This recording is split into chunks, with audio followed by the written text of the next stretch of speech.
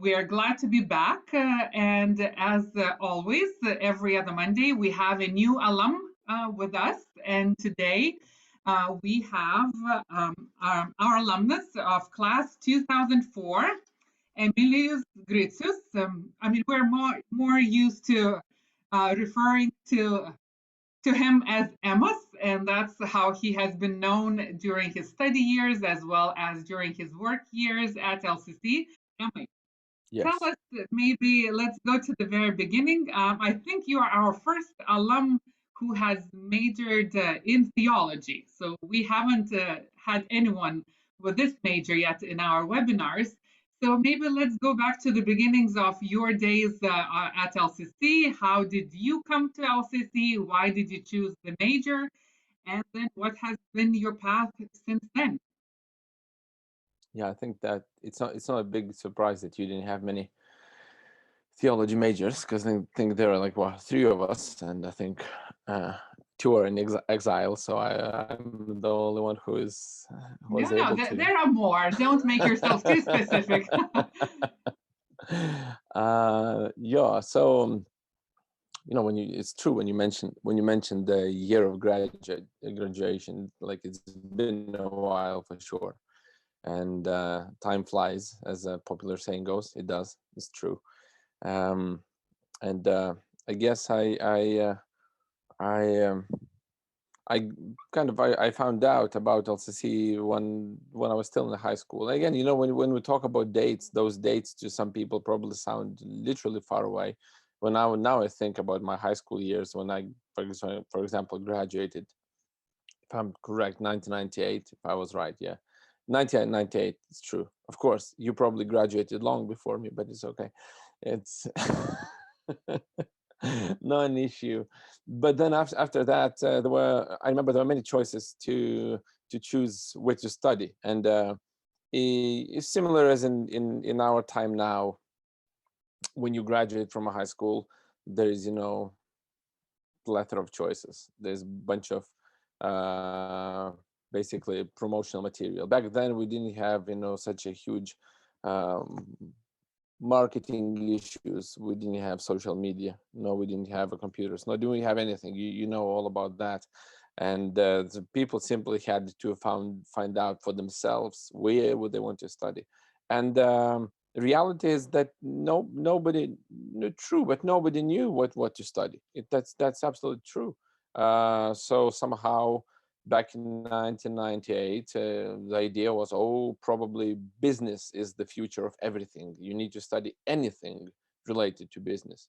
Then some people were choosing some random professions, like seriously, like geography, whatever that means. They were choosing profession like geography, not even to be a teacher, but to be a mm, geography scholar, or tourism manager, like choices like that, random choices. And I remember Klaipeda University, then several colleges back then working at at Klaipeda, and then there was this small school just that year, actually year 2000, transferred from very small street in on Maluniniku, transferred to new buildings, and that happened year 2000.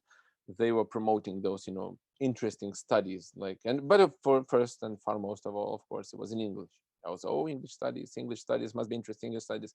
But I already knew some people who studied there. I knew some people kind of in person who studied there, and that was my, how to say, attempt to study there. First time I applied in 1999.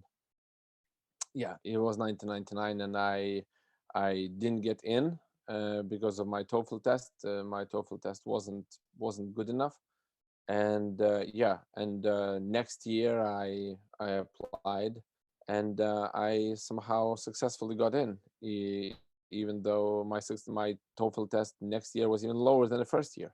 And somehow that year back then, it was a huge pool of students who were applying, and I didn't get in. Next year I got in, and so I began my studies. And of course I chose first somehow as well business. For some odd reason I chose to study business, Can you imagine? But I remember the very first class that I had a business. Yeah, yeah, it was very interesting.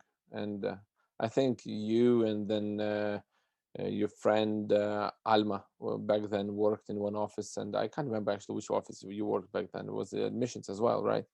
And I remember we had first class in business, right? So imagine there was packed, full class of students, and we had a business teacher called Chad Falkenberg, and the guy he's Canadian, I think, and he was giving a class, and so he writes on a whiteboard with big letters, "What is business?" And puts a huge question mark, and everyone who's like 18, 19 back then, like, wow, what a profound question. What is business? Like, wow, it's gonna be amazing. And so people pour their ideas and they say like, it is money making, it is the future, it is like, those things. And I remember I raised my hand and I said, I think it's a noun.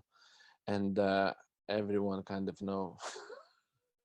what what's happening. And I said, seriously, I think business is a noun because basically answers question, what is business? So I think it's a noun. Might have been adjective, but I think it's a noun. So we laughed, and I remember Chad said, I see you are the funny one in the class, right? So that's how my business studies began. And then eventually approximately a half a year, I decided now I totally don't like anything related to business. Then I chose psychology. And then when I chose psychology, I thought psychology is something like, also very profound and interesting. But what I realized that you need to study a lot about what other people already discovered, and you just need to apply similar things to what people already discovered. And there's not much to discover for yourself. You just need to apply different methods. And I thought, while I'm already here, like, why not to study something else? So I chose to study theology. And back then there was a theology department chair, Steve, yeah, no, there was, yeah, Steve Stevenson. And I remember he said, why did you decide to study theology? I said, because there is only one book, and it's simple. And in such a way also, like, kind of was able to rub people against the fur, or against the skin, as they say. And because said, oh no, there were way more books in theology than any other thing. And I kind of love to disagree about that. And I said, no, as a matter of fact, I think it's still, in theology there's only one book, so it'll be simple. And that's why I chose to study it. And ever since then, it was kind of interesting journey, truly. Wow. So And you're coming across straight kind of in your own usual way. And this is, for those who don't know Emas, this is very typical Emas, kind of the rebel going against the stream, I doing thought I thought you meant that I'm sitting on the no, couch or like on a bed. That's why. no, but it's very interesting to hear of your journey, because I mean, even nowadays when we are dealing with young students, right? I mean, who have to Yes. make a choice and they don't know what to choose, um, then this Choose is your wisely. this is your story, and especially today. I mean, you will you have a theme for your participation today, saying where every choice will have its consequences, and will give you time to be sharing your wisdom on this matter. But just kind of going back to your education and what you do now, Yes. because I mean, as you said, you tried business, you tried psychology, you finished, you graduated with a degree in theology, yet you were very, I mean, you are still very involved in, well, we could say in the educational career, because I mean, for quite many years you worked at LCC, you worked Yeah. with study abroad students, you worked in admissions as an admissions counselor for many years, and you were a sought after speaker in various high schools and at various events, and you still do that. And then you ended up establishing your own business, which is an NGO, right? I mean, Yeah. it's a camping ministry, and you teach still religion now at a private school in Klaipeda. So, Yeah. talk maybe in terms of how the educational path led you to your experiences briefly, and then to what you do now. And if that goes into your topic for today, like feel Yeah. free to go in that direction. All right. See, it's like I think it's one of those meaningless questions whenever you approach young person, meaning the high schooler. One of the meaningless questions is what would you want to like do in life, because it truly compared when you talk about young person who is let's say 16 or give it a 17, like who is approaching graduation career from a high school. So when you take in perspective the understanding that he's been on his own, more or less making his homework for the past only 4 years, until then it was his parents like pressing him and interrogating whether the homework is done or not. Like to ask him immediately question regarding the life, like what would you want to do in life, that is a totally meaningless question. And all of a sudden in young person's mind that creates supposedly sense or feeling of responsibility that he is actually truly is capable of making that decision. Well, in reality, he isn't. Like when you are 17, and as I said, you've been like most of them don't even know how to prepare their own meal yet, and to be responsible for feeding themselves. They rely on the cafes or on parents. Yet that's reality. And yet here you are approaching a young person with a question the rest of your life, and that huge wave of responsibility falls, and then truly think this is the one of the biggest choices in my life that I have to make. What will I do for the rest of my life? And it creates total perspective for fear and intimidation, and the young person decides, okay, I need to choose wisely and I need to choose for the rest of my life. Well, in reality, it's never been like this, I think, and it's never true that young person can choose something at the age specifically 18 or 17 or 19 that will impact honestly the rest of his life. Not even 4 years, not five, not two, but the rest of his life. And so in my life, in my career, and even though when I think of that, I'm 40 at the moment, and I graduated high school honestly at the youngest age from my class. I began high school at a very young age. I began high school at 6, and I began in the second grade right away because I was very smart. And I was able to solve some equation I can't even remember now. There was some weird equation sent from the future, and I was able to solve it. And then basically, yeah, that's why they immediately accepted me. And I studied in several high schools at the same time. No, it was just simple thing is that my birthday was in October, and high school starts in September. So that's why I was able to go into high school, because of the 1 month difference. There was no point to wait for 1 more year. But I began at second grade immediately, and so I graduated 17, while some of my classmates were 19, not even 18, 19. Most of them were 18. I was 17 only, so I graduated 17 in June, but only in October when I would have begun university. I would have been like, so yeah, I was youngest, and that's why the question what to study, it's like insane, totally insane. So on honesty, I remember I was choosing also, I really thought, okay, I want to do something with sports. And I thought of going to Kaunas and choosing sports academy. Why? Because I don't know, some friends back in the days, that I would spend time with said, oh, it's a good future career. You could be a coach, or you could be a physician for a sportsman. It's a future. Well, in reality, that program was closed even before me graduating from my studies. And somehow throughout my studies at LCC, I was always involved, like without even my own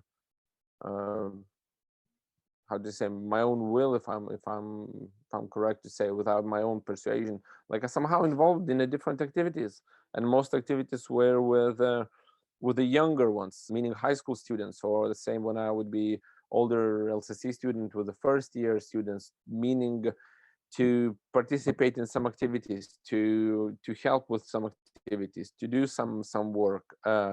I volunteered many times in a in orphanages or kids homes, and somehow it would be always like natural thing for me to relate to younger people and talk to them, and somehow I don't like the word impact or influence. That is a stupid word, because you know, you can influence someone, you know, just by being mean and bad, and you can influence them in such a way. But somehow, you know, in a conversational way, I was able always to somehow find an easier way to talk to them. And what I found very often is confusion about the future, confusion about the next steps, confusion about, you know, future work, and, you know, all those things. And to me, it would be very interesting simply to challenge them and to talk about that, that it's not that important, and it's not that necessary to feel pressure at the moment. And you know, there'll be more pressures in life that you will come across, and it's no need. Just you need to do something, study something, and just as you go, you'll find out what works best for you.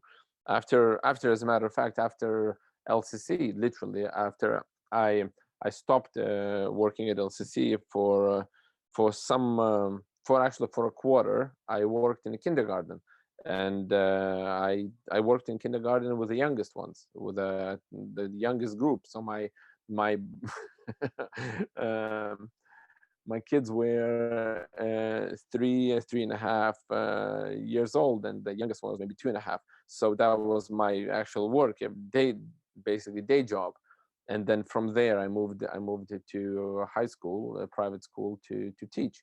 But it was always there that somehow I learned and I realized, and that was very important to me to find out that it's a work with people, and especially young ones, that you can still challenge their lives, and you can still impact their lives, and so you still, you know, in a questioning way, somewhat of a, you know, slightly push them the right direction, and or ease the stress, or ease their anxiety. That thing which I like the most. So even today, for example, I had four lessons. I had 4 lessons today, and in the school that I work, all of the lessons are happening online, and all the lessons are like kind of challenging. So like prior to New Year's, all the lessons were happening still online, but students were not turning on the cameras. Like they didn't like to turn on the cameras, and they would, you know, be giving this most stupid excuses, like that they don't feel comfortable to be seen, or they don't feel comfortable what's behind their back, or like whatever, how the rooms look like. So the idea would be you would turn on your camera as a teacher, and then there would be several names that supposedly attend your class, but they won't say anything. They won't, you know, even say hi or anything. You'll just see that they're connected. And at some point I got annoyed, and I said, listen guys, let's do this. I don't even care if you're participating in the class or not. Honestly, like I don't care. My job is to come and to do the class, and my job is like to be here. So I am doing my job. I don't care about your participation, but just, you know, out of curiosity, how many of you actually do something else while you are during the class? And majority of them, of course, said yes. Majority of them are involved in something else without participating in class. Then I said, do you do this only during my class or any class? And of course, just to be nice, they said, actually, as a matter of fact, during your class we do it least, but during other classes we do it most, because classes are boring. And that was very good, you know, kind of impacted me. So I said, okay, everyone's forgiven. Okay, yeah, that's it, all good. No. Then I said, what is this that you do during the classes? So majority of students play games. Majority of students, without turning on the cameras, they play games. Some actually are not even in the room. Some are in the kitchen eating the breakfast because class in the morning. Some are still in bed sleeping or dazing, and, you know, the cameras are off and the computer is on. And if teacher asks a question, then they yell, yeah, I'm here, yeah, can you repeat the question? And that kind of class is happening. So I said, guys, listen, you know what, if you start faking your classes already at this age, when you are 14, 15, 16, you are determined to fake the rest of your life in different things, in different areas. So I said, let's do this. If you come to my class, please turn on your cameras. I don't care how you look, I don't care what your rooms are, but just simply so I would know that you are there. So you see me, I see you. That's it, simple. And I said, in the same way, when you come to classroom, just because you brought your backpack doesn't mean you're there. You need to be there. So I'm explaining to them a very simple thing. And starting that, all of a sudden, every single student began turning on the cameras. And so now we have no issues whatsoever at all, no issues. if you're connected so I can see you. Very simple thing. From such a small conversation starts the change, that person starts to realize, yeah, it is a matter of respect. If person turned on the camera and the person is actually doing this for me, so just a matter of respect, I'll turn on my camera. So small conversations in young people's life, they make very big difference. And especially when they see that you're being honest with them, then you're not being tricky, that you're not trying to, cheat them into something, into attendance or participation, but you're being honest with them. And young people, out of all, they sense the how to say, the double-facedness, if I can say. They sense this, your dishonesty very, very easy. While we grow older, because we become more keen in, saying little white lies, we become way better and, hiding something. And, you gather this huge community of those that, little have little secrets, and we become dull in, because we lie so much, the others lie so much, and we somehow can't even distinguish anymore which is genuine conversation, which is just, those, chit chats, or like light conversation. Well, kids, they can easily do that because they don't have that filter yet of dishonesty. And that's why I really loved working with high school students. And while I was working with admissions at LCC International University, I really loved them, to challenge them not necessarily on a specific choice, but challenge them on a way of thinking. Why do they think the way they think? Why do they why are they inclined in making specific choice in one or the other way?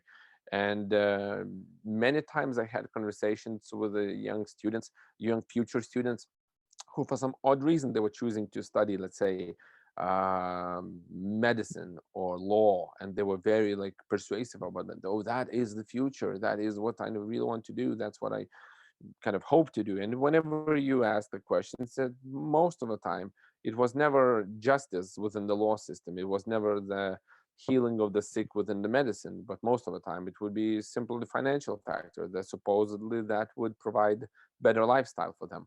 So I would really love challenging them on this, asking like, is the medicine for money, or is medicine for healing, attending the sick? Is the law, to be the voice for the voiceless, or is the law just to be making very good, contributions to your own budget? So those things, and young people, they often don't think of that, because they are, as I said, they are brought up by adults, and it's not their problem, it's the adults' problem. I see more and more that, adults give the wrong decisions, and they give the wrong suggestions, and they give somewhat of a, twisted and in some way actually not truthful suggestions for young people, that you need to, let's say, choose to study something specific because only that will provide, good lifestyle for you, never defining what good is, just supposedly financial benefit. And I really love challenging it, pushing young people into that direction, that you need to remember that every single choice will eventually have its consequences. Absolutely, that is inevitable. Even though it seems so far away from us, it still will have its consequences.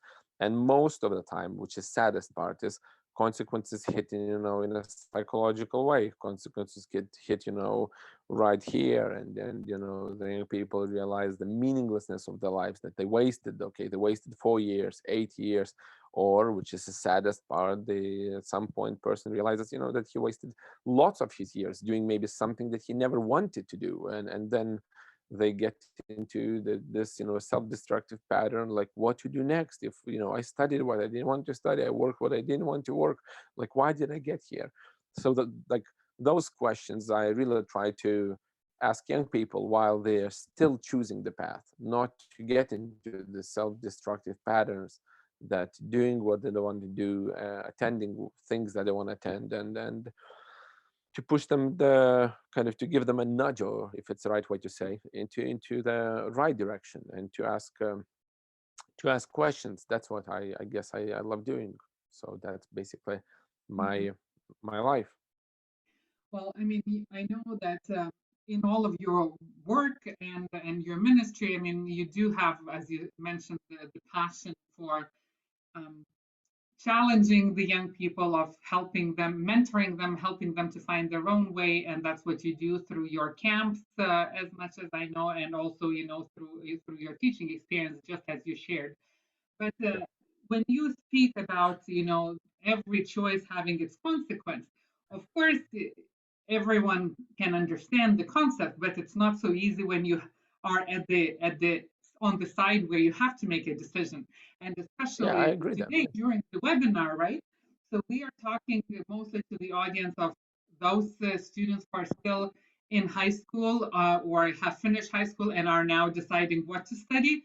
The same way, we have students, current LCC students, who are soon to graduate, and Mhm. again, for them, the decisions and the choices of what to do next, are in front of them. So what would you advise them how to make those right choices? I mean, and how to choose the right, See well, what I they won't choose the consequences, but what would be your tips?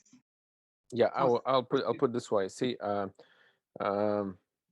I'll give you like one simple analogy, or again, analogy, or example would be maybe quite far-fetched from a daily or typical person's life. I give you example of a tree planting, and in the recent month, we planted quite some trees, and over here at our campsite, or developing campsite. And it's one interesting thing. It's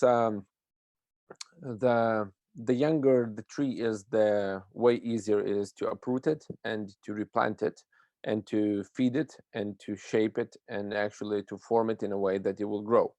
And so, for example, if I would buy the fir tree, or the pine or the birch tree or even an oak, and if it's a small tree, it's very simple because the rooting system is very young, and so we put the fertilizer and we put the specific food for a tree and we plant it, and we are like, I would say, like 99.5% sure that it would grow absolutely.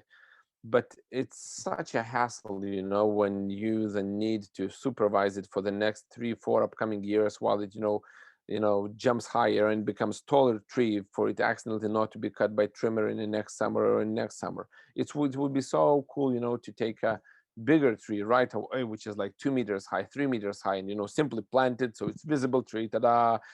But fact is, the older tree, the more difficult to uproot it and to replant it because of its root system. And because once you uproot it, you make a very big damage to it, and it's very difficult to make it again alive. So what I want to in this analogy, what I want to explain, that every single person has its own rooting system, and if your rooting system has wrong foundations, it doesn't matter which choices you'll make. The consequences will catch you, not because of the choices, but because of your rooting system. So it's extremely important to find out actually all those. I don't know. LCC is extremely popular for the term values or worldviews or foundations, but it's true. If you're being dishonest with someone, and if you think that dishonesty or cheating might get you somewhere, so it's not the program of studies that will eventually get at you that you made a wrong choice, but it's your choices because of your lifestyle that you lived within the program will get at you, and you'll face the consequences. So it doesn't actually matter. That's what I really love to tell students. It absolutely doesn't matter what you'll choose to do. Literally, it doesn't matter. It doesn't matter if you'll be a doctor or you'll be a lawyer. Those are both equally amazing professions. You can be a kindergarten teacher. I've met some beyond amazing ones, absolutely, who are fully satisfied and fully committed to spending time with uh, other parents' kids. The same with teachers. And same time, I've met very crooked and very messed up people, both in teaching system, both in universities, both actually in hospitals, and in a lawful system. It's not the system, and it's not actually the school or university or specific job or kindergarten that makes you all of a sudden bad. but it's your lifestyle and your set of values, or in other words, to simply say, your foundations upon you stand, your roots that actually feed. Those are things they need to be correct, rather than, the field that you work in. If you all of a sudden, I'll give you a simple example.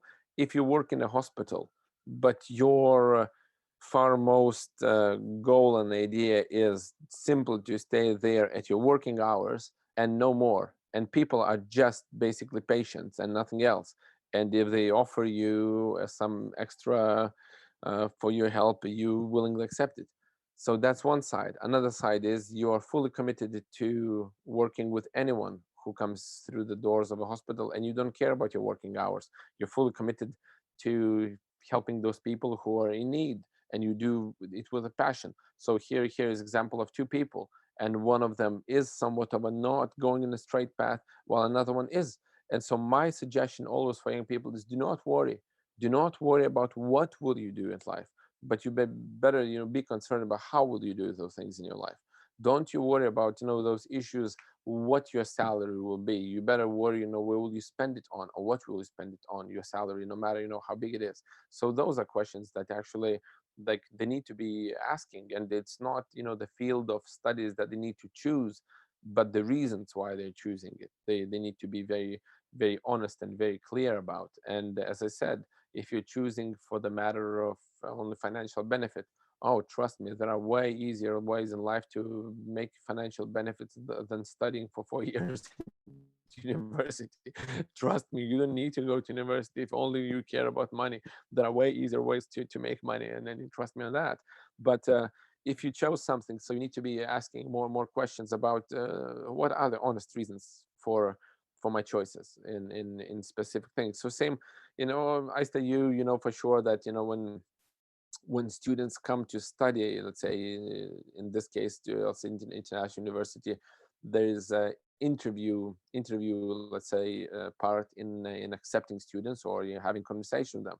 And so those are those were always the funniest moments of meeting with students, because they would be, sometimes you would think that they're delusional in their answers. When you would ask them honest question, they would, most of the students would be like as if, like, drawing the future picture of their lives, but most of the time it would be connected to something, as I love to say, out of this world. So I would ask them, where would you see yourself in 10 years? And most of them would want to see themselves as the business owners, like program developers, like huge company owners.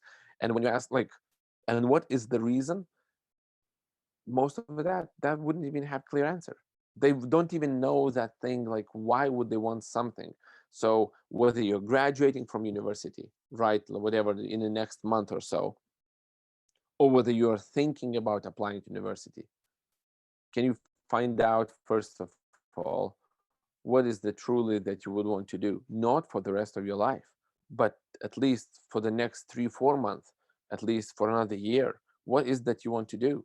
And is it truly your desire? Is it truly your heart, if I may say? Or is it something simply advised by the, like, adults in our lives, by those that surround us, that those I actually push you and explain to you that you need to have certain lifestyle, but you might not be fitting there. And then those are very small questions, and those actually, those little little tips that I love to give students, that it's not that necessary to have all the answers immediately at the age of 18, or especially to start a work or a activity that you, right after university, that you will partake in the rest of your life.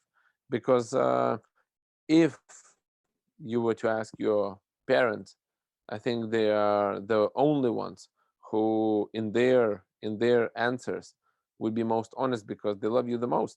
And if you would ask them, did you plan to actually to stay at the same type of job for the rest of your life, or something else happened, you'll find out that no, they also made many, many, many, many choices. So just my suggestion would be, honestly, just keep on asking questions, and then do not worry, because there are plenty of worries that you'll face in life. These ones shouldn't be the major ones about what will you study or where will you end up in working. True. You will end up working for sure somewhere, and you'll end up studying for sure somewhere. Don't worry about that. Well, and I hope it's affirming to hear for our audience that in a way it is important to make those choices and to make those decisions and to learn also in the process, because I mean it's also what you were saying through your own experience, but it's also good to kind of think about the foundation upon which those decisions are being built upon. Upon which you're making those choices. That's what I mean. Exactly. Like, of course, every single day we're faced with dozen of choices that we need to make, and we are making them, and you are making them. Every single one of them are making them. But the reason is, are those choices are simply shoved upon them, or they are suggested that that is the choice that they need to make, or actually they filter them through. And that's what I lack the most, I guess, that filtering system, that young people do not do that. They simply choose, simply do that. And I love to challenge that. And give a simple example. I said, okay, the students in the high school, they're extremely annoyed with a studying that they need to do it online. And they said, we're so tired of Zoom or Teams or whatever the platform is being used. They're so tired, so annoyed. And I said, but in reality, when you would go to school, you would be tired as well. So I told them already back last year, 2019, in March, when we began online studies, I said, if you would only want to, and would want to honestly, in the next year, you can easily learn a new skill just by being at home and being, online. Instead of playing a computer game, which doesn't lead you anywhere, instead of watching plenty of YouTube videos, which don't lead you anywhere, except of watching enormous amount of TikTok, stupid, simple clips. I said, if you would only want to, you could have easily learned a new language, because there's huge opportunity online to do that. You could have learned to draw, because there's so many amazing videos teaching how to draw. You could learn a new instrument to play if only you would want to. But instead you complain that there's nothing to do, and you're very bored simply sitting in front of a computer playing a video game, or actually going through TikTok videos. I said, that's your choice. Those are literally choices that you're making. You chose to turn on this movie, you chose to turn on computer, you chose to start a video game, you chose to whatever, go through TikTok. Those are choices. Nobody made you. As a matter of fact, in most of the cases, parents are not even at home, so they're alone at home, and they are making those choices separately, privately, without even anyone pushing them. So I said, see, those are perfect examples. But if you would have only thought and said, okay, this day I will use 20 minutes to start learning something new, in a 1 year you could have been totally different person. This is reality. And those choices are leading, like, basically like coming into our lives every single day. But we are always keen to choose something easier, something which we are like kind of won't make us go extra mile. And so, for example, in my life, like basically daily life at the moment, because studies are online, I choose, honestly, I choose every single day to do some work, which won't be basically locked or preserved only for that day. That would have it's longer meaning. Every single day I choose to do some work which would extend into the future, starting with a simple tree planting, starting with some building projects, then just going with something else. But every single day specifically I make choice to do some work which will not be only for that day, but will have its meaning into the future. So in such a way I know that, okay, that day isn't lost, or that day isn't simply wasted by saying, okay, I haven't done anything, or I haven't done anything specific, or I haven't done much enough. But every single day I like specifically choose to do work that will not basically stop me from thinking that life is meaningless, or it's difficult to live in this pandemic season, or it's difficult to do studies online. So it's possible to do work. Same with young people.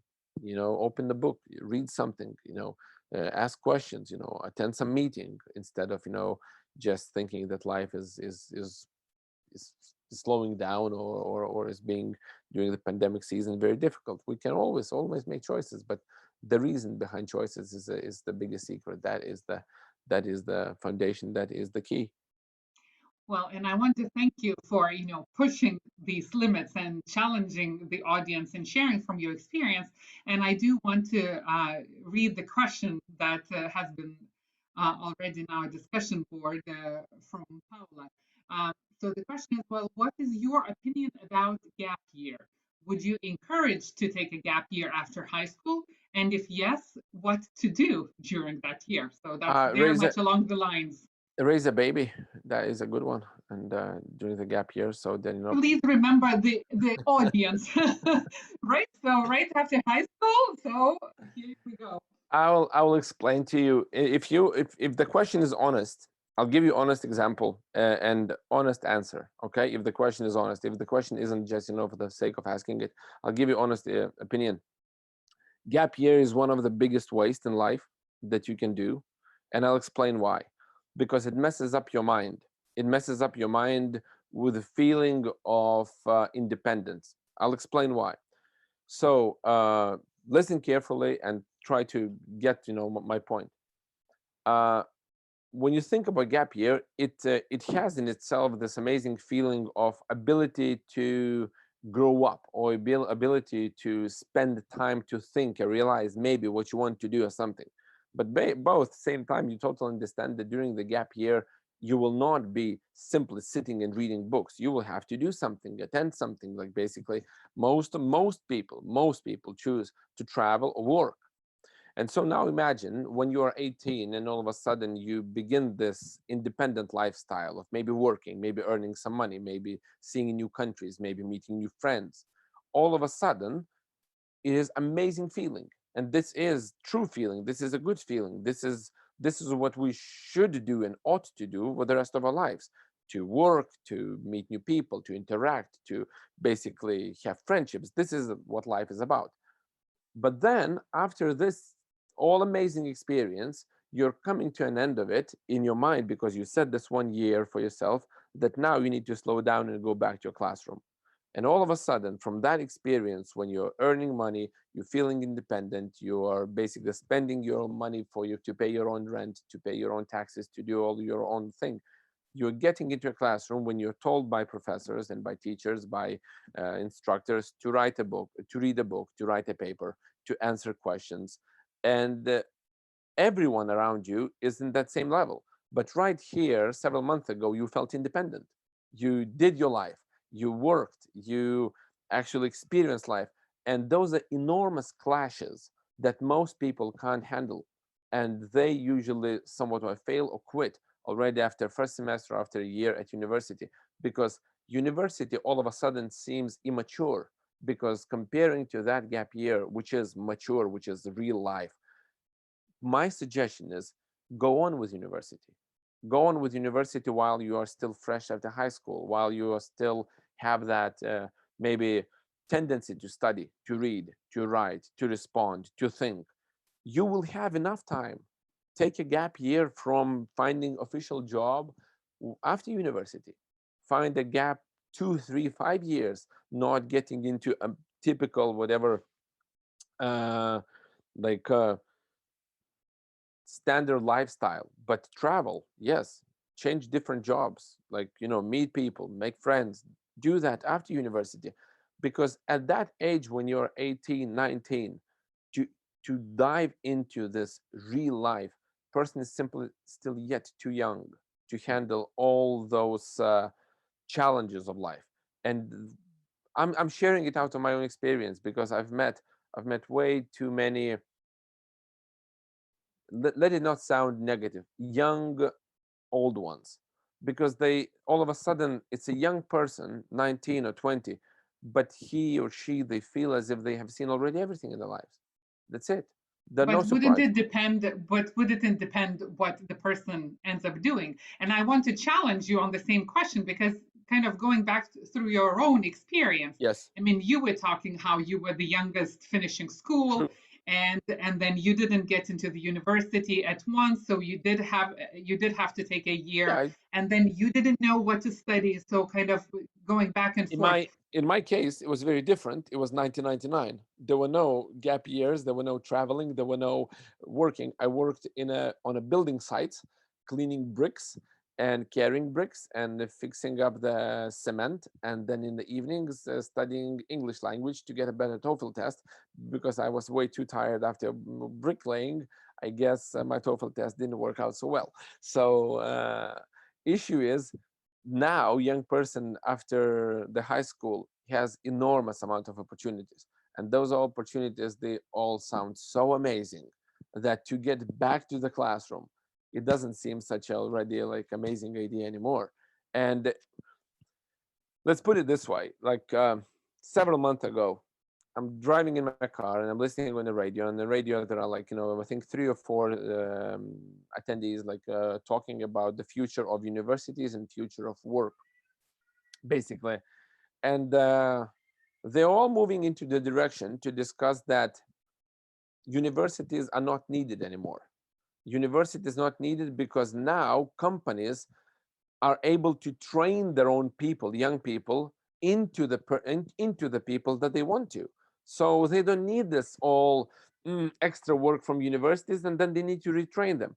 And I'm thinking then, I'm like very, very honestly disagreeing with that, because university's point is to challenge young person in critical thinking, to challenge young person in those questions that I've been asking, like why are you choosing certain path, why are you choosing the certain amount of work or certain specific job, not taking this young brain which is still so young and still so excited about the life, and then immediately reshaping it into this corporate lifestyle that, okay, you will be working for us, new slave mentality. No, university is needed. University is important for sure, absolutely, hands down. So that's why I'm saying, like, be careful with the gap year. Be very careful, because it's a very slippery slope. And instead of, you might say, okay, I want to do voluntary work because, okay, I'm young, and here's whatever au pair program or something else. It might be that, but if you get on a path where you start actually making a living, trust me, as a young person, it's very difficult all of a sudden to reswitch that. Here I am, being all independent, making my own money, making living. Now I need to stop. Now I need to start studying. And those are, trust me, those are huge clashes in your brain. Trust me, especially when all of a sudden you realize, I went abroad and I started making more money than both of my parents living here. Like, why would I come back? What? And so, you placing yourself, as I said already, like in the very beginning of our conversation, in a very difficult choosing platform that you might not have enough strength to choose wisely. So choose wisely, understand that every choice will have its consequences eventually. Well, thank you. And this leads perfectly into our last usual question of, what would be your words of wisdom for future LCC generation? So for the young people who are um, Oh, and we have a few more questions coming up, so we will get to those questions. So if anybody has questions, please do ask. But Emma, so from all your experience, from also, you being a graduate of LCC, having gone through the study period at LCC, why would you advise someone to choose LCC, and what would you recommend them? So your words of wisdom to future generations. Look, as I said, like, first of all, you need to be very careful about why are you choosing something. And I said specifically that you need to know your foundation, what you stand upon. And if it's not clear, just be careful. I I I'll put it this way. In the words of our Lord and Savior Jesus Christ, he gave at some point this amazing analogy. He gave an analogy of a house that is built on a rock and a house is built on a sand. So those analogies like perfectly like fit in our discussion. The both houses, they seem amazing and they seem very decent, both interior and outside work, until the challenges come. And then in his story, until the storm hits. So the storms are life; they're inevitable, absolutely inevitable. And so let's say this whole COVID situation is one of those storms in life. So if our foundations are not firm, if they're not placed on the rock or as they should be, if they are on the sand because of the quickness of the, like, not caring much they built, trust me, you will experience very big difficulties in the future. So my suggestion is just check your roots, check your foundations, your values, that upon which you are planning to build your future career, or upon which you're planning to build your studying career. Ask more of those whys, like, why are you doing this, why are you deciding or choosing.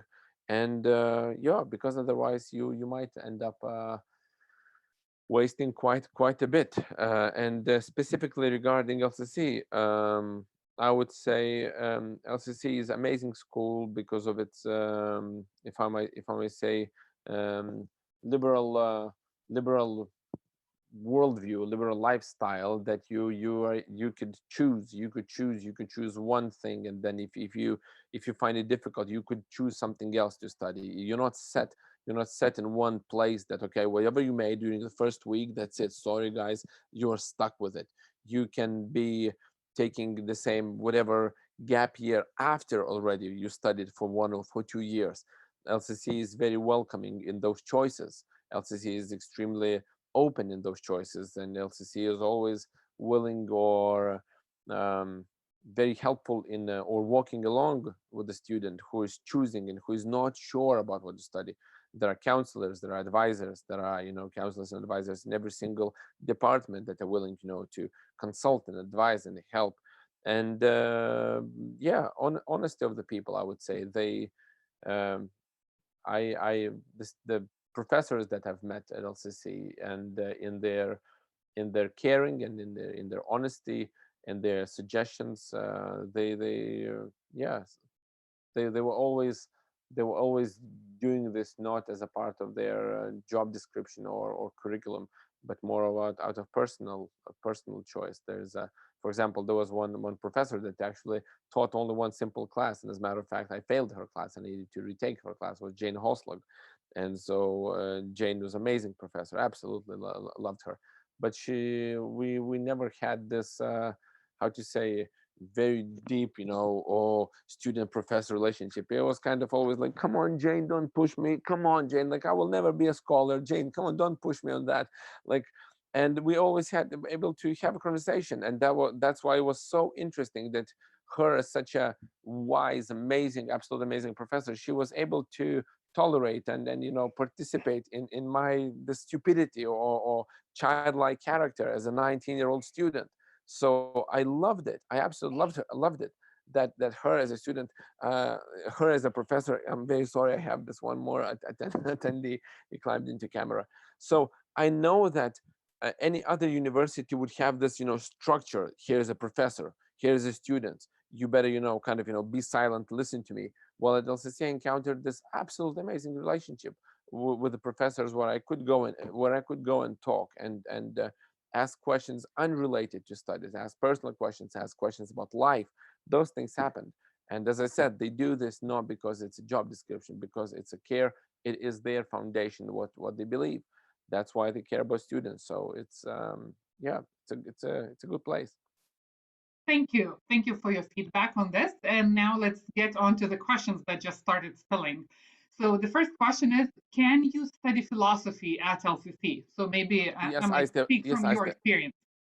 um honestly, yes, you can. I had two philosophy teachers at LCC, and I again, when now, guys, now when I look at myself, nor I knew what philosophy is, nor I care what philosophy is, but somehow back then, when I was, I think maybe it was, I had to be 20 back then. Yeah, I had to be 20. So when I think about that, wow, 20 years ago, when I had my philosophy classes, professors still managed to get me interested.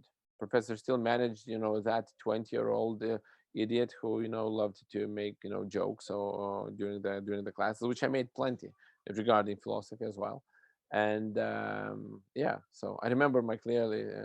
Can you imagine that in one of the philosophical questions, uh, there was a professor called Daryl Culp, and Daryl says some of the greatest philosophy questions remain unanswered. For example, how does one hand clap sound?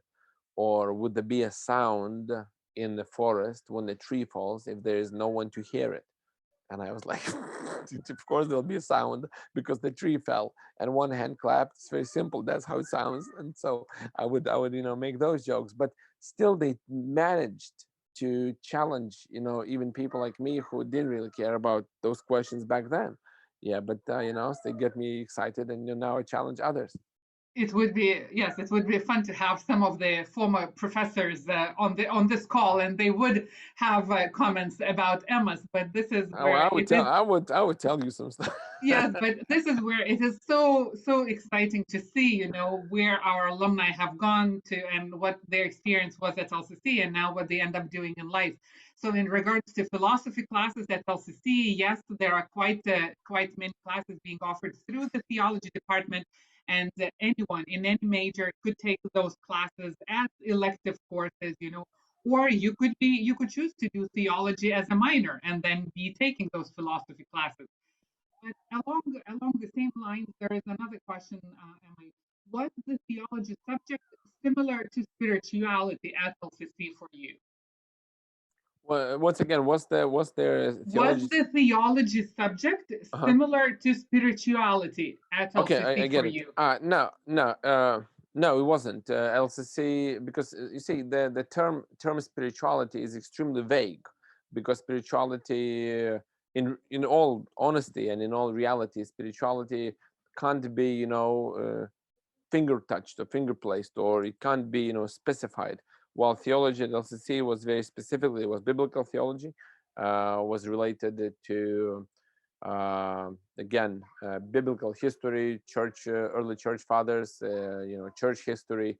It was related to New Testament, Old Testament, first 5 books of the of the of the of the Torah. And spirituality in itself, I would say, it's extremely kind of vague subject, even though theology is, I would say, spiritual field. But in LCC it was specifically evangelical theology. That's why it was like, yeah, we had some classes that, yeah, we had classes that we talked with is that I think David Shank, his class, we had world religions. And so with David Shank there was a also like very cool professor, like we also had, oh my goodness, I remember now some stories with David Chang.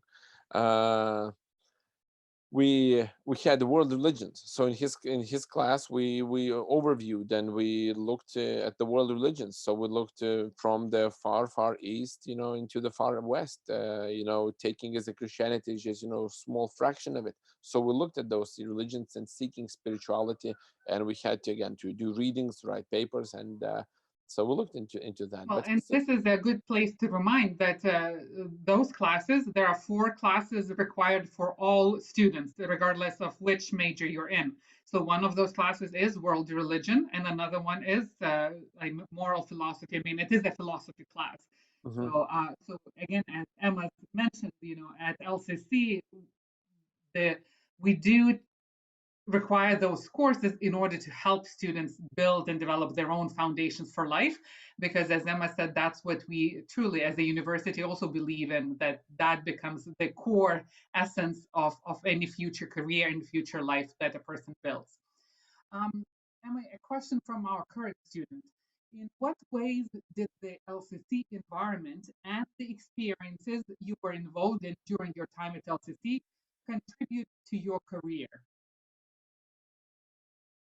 In what ways the LCC environment? I'm thinking at the moment. I guess. Okay. Okay, put it this way. First of all, because LCC is as you know, because you're a current student, as I understand, as Aista said,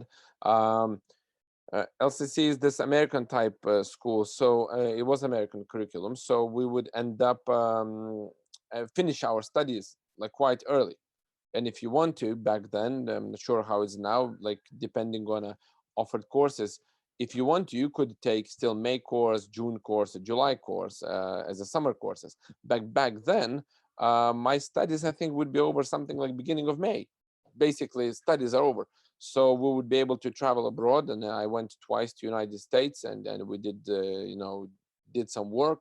And so I'm just explaining this, that I would be involved in plenty of activities throughout a year while I'm still at university, while I'm still studying. And then summer would come and I would go abroad and I would do some work in the summer. I would come back and I would be again involved. And so such a lifestyle and such studying programs helped me simply to try many different things in many different areas.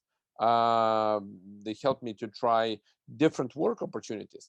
And so I worked as a painter, I worked as a carpenter, I worked as a restaurant waiter, I worked as a restaurant kitchen potter, meaning washing dishes in the kitchen, washing pots. And I worked as a program host, I worked as a MC, and like many different things. And so while you are studying and you are still manage your time to participate in your activities, so by the time you graduate, it's not that you graduate with a theology degree and all of a sudden, what should I do now? Here I have a Bible in the pocket. No, Bible isn't in your pocket, Bible is in your heart. But issue is that, all of a sudden you can start choosing and doing any work, literally any work. And of course, it's not maybe time or place. If I would tell you what kind of jobs I did and what kind of, like places I like, how do you say, earned the financial like support from, you would be surprised why I didn't even go into those fields. Let's say the be it banking or be it business, be it some show business, be it like some like very very well thought after areas that many people maybe would want to, because again of my understanding of my values, I didn't want to, when I could have had opportunity easily participate, but I just didn't want to. And it's not that theology degree all of a sudden kept me from it, but it's a personality and my lifestyle and my personal values that got me there, but I simply didn't want to. I that's Your it. choices, right? So it's Exactly, all exactly. And about I'm choices. yeah, absolutely. And the fact is that I'm planting trees now and mowing the grass and the raising kids and playing with kids and teaching in a school religion and ethics. I absolutely love it. I absolutely love it. It's it's amazing life, truly. And those are all choices, and those are all, as I said, they had to be built upon strong foundation that whenever storm comes, you would be able to withstand. And my other questions, the question is, well, can you take two majors and one minor at LCC, or I can you think two take two or majors, three yes. subjects? I think two majors, yes, but two majors and one minor, no. Is that right? Um, well, I mean, the minors are like modules. You're still Yeah, within each major. A student has a choice of electives, and you can be taking those electives out of other departments. So two majors are possible. It might extend your study but you would period. have to study quite a bit. Yes, and intensely, and we have had students doing that, but it's quite common for students to do a major in one year and then do concentrations or take kind of Yeah. modules from other majors in expanding their education. Emily, did you only major in No, I got theology, or did you have a no minor? psychology. Okay, okay, so that's the question. Yeah. Um, a question on what jobs can you potentially get after graduation with the theology major? Any jobs, literally any jobs, absolutely. See, what's interesting, like, I'll put it this way. Once, how to explain to you in a simple way that would be understandable. Anything that you study at university, it's university isn't place nor should be a place that forms you as a worker. It's not, it's not a special school. It's not a school that gives you set of tools that you all of a sudden become auto mechanic or painter or a carpenter or someone else. University is the place that challenges your thinking. University is the place that teaches you to ask questions, teaches you how to think critically, teaches you how to do analytical thinking, teaches you how to, let's say, how certain area of work works. Let's say, how does a business work, whatever, how the psychology function. But in bachelor's degree mainly is just one of those steps into the studies. If you want to get deeper knowledge, of course you would have to go for master's degree. If you want to be more specific academic, of course you'll have to study even further for doctoral degree.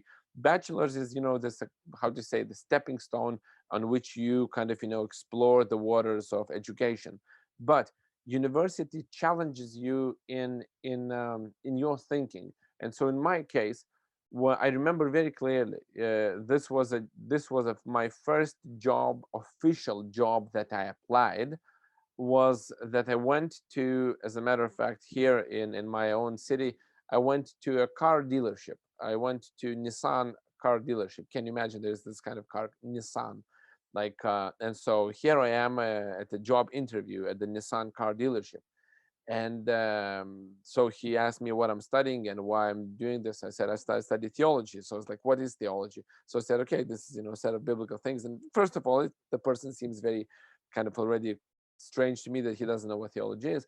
But, he says, so, okay, I interact, I talk. And so basically he kind of is happy about me to be working at a car dealership, to be selling Nissan. And then I'm being honest with him. I was like, listen, do people really buy Nissans? Because there are way better cars than Nissan.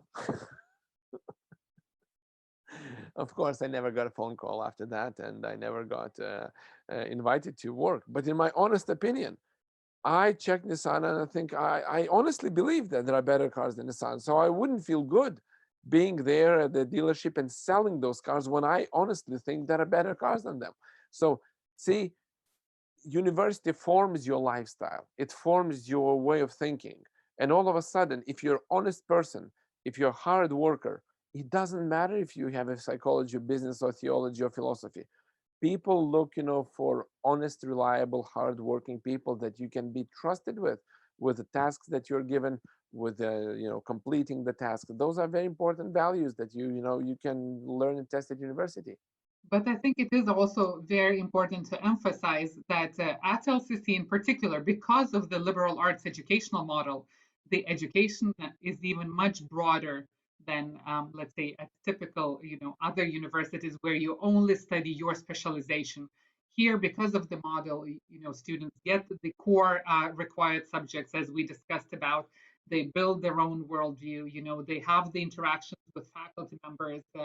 Where during the classes students are being challenged and pushed and questioned in order to develop their own critical thinking. And then, as Emma said, the options on the jobs are very limitless. Like in terms of our graduates with theology degrees, we have those who've gone into education, into academic work at universities, into ministries of justice, into pastoral work, into being a guide, and working in the tourism sector. So it's truly like the range is very, very broad. I might thank you for your passion. This is, you haven't changed. You are the way you have been active during your study years, and it's just very nice to see how the experiences have shaped you and how now you continue to be mentoring the younger generation, inspiring them to